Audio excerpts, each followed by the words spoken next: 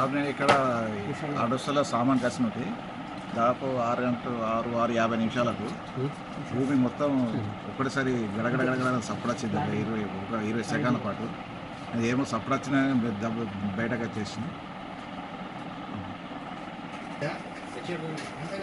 ఒకటిసారి భూమి కంపేసరికి కొన్ని సామాన్లు కూడా కింద పడ్డాయి. మేము భయపడి బయటకు వచ్చేసినాము.